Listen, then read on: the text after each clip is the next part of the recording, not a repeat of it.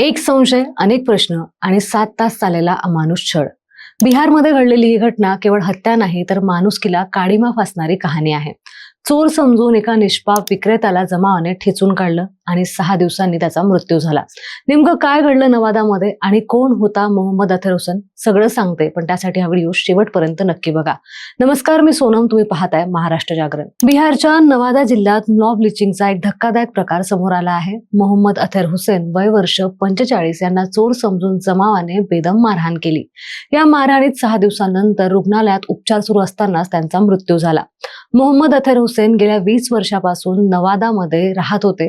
Blanket, पडदे आणि लहान मुलांचे कपडे दररोज जाऊन विकण्याचा त्यांचा व्यवसाय होता. पत्नी आणि मुलीसोबत ते साधं आपलं आयुष्य जगत होते. 5 डिसेंबरची रात्र त्यांच्या आयुष्यातील शेवटची रात्र ठरली. 5 डिसेंबर रोजी संध्याकाळी हुसेन भटपूर गावात पोहोचले. त्यावेळी त्यांच्या दुचाकीचा टायर पंक्चर झाला. गॅरेज कुठे आहे विचारण्यासाठी ते शेकोटीजवळ बसलेल्या काही लोकांकडे गेले. मात्र दारूच्या नशेत असलेल्या त्या लोकांनी त्यांच्यावर संशय घेतला. वाद झाला आणि पुढच्या काही मिनिटात हुसेन यांना चोर ठरवण्यात आलं.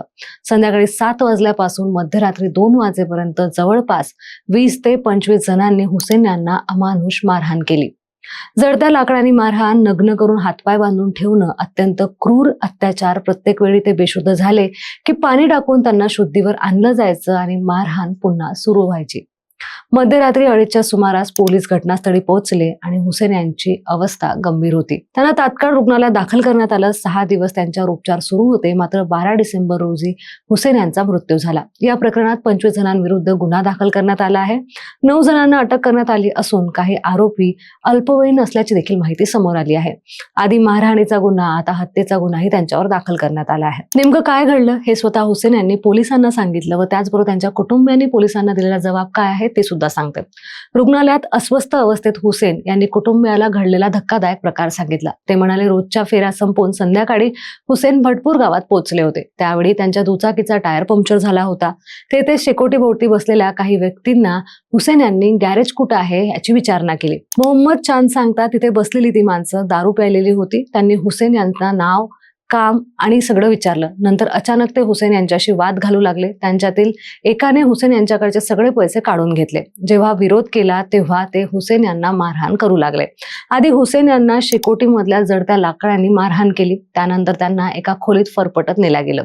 तिथे त्यांचे सगळे कपडे काढून त्यांना नग्न अवस्थेत हातपाय बांधून ठेवण्यात आलं. एक गरम लोखंडी रॉड त्यांच्या गुदद्वारात घुसवण्यात आला. त्यांचे कान कापण्यात आले आणि त्यांची बोटं देखील चिरडण्यात आली. त्यांच्या डोक्यावर वार देखील करण्यात आले. त्यांच्या गुप्तांगाला इलेक्ट्रिक शॉक दिल्याचा दावा देखील कुटुंबियांनी केला आहे. प्रत्येक वेळी ते बेशुद्ध झाले की त्यांच्या तोंडावर पाणी टाकून ते नराधम त्यांना जाग करत होते आणि त्यानंतर त्यांना पुन्हा मारहाण करत होते.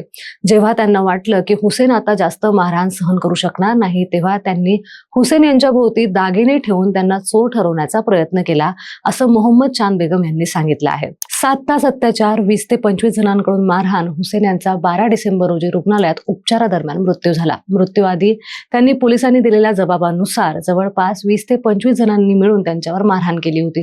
त्यात काही अल्पवयीन असल्याचा देखील आरोप आहे. या प्रकरणात 25 जणांविरुद्ध गुन्हा दाखल करण्यात आला असून 9 जणांना अटक करण्यात आली आहे. या संपूर्ण घटनेनंतर बिहारच्या राजकारणातही आरोप प्रत्यारोप सुरू झाले आहेत. राजदने राज्यात मॉब लिचिंग वाढत असल्याची चिंता व्यक्त केली आहे. दरम्यान बिहार सरकारकडून हुसेन यांच्या कुटुंबाला 3 लाख रुपयाची मदत जाहीर करण्यात आली आहे. फक्त संशयावरून कायदा हातात घेणं कुठल्याही समाजासाठी धोकादायक ठरू शकतं. मोहम्मद अथर हुसेन यांचा मृत्यू हा केवळ एका व्यक्तीचा नाही तर संपूर्ण व्यवस्थेसाठी एक गंभीर इशारा आहे. या संपूर्ण घटनेबद्दल तुमचं मत काय आहे कमेंट बॉक्समध्ये नक्की सांगा आणि व्हिडिओ आवडला असेल तर महाराष्ट्र जागरणला लाईक, शेअर, सबस्क्राईब करायला विसरू नका.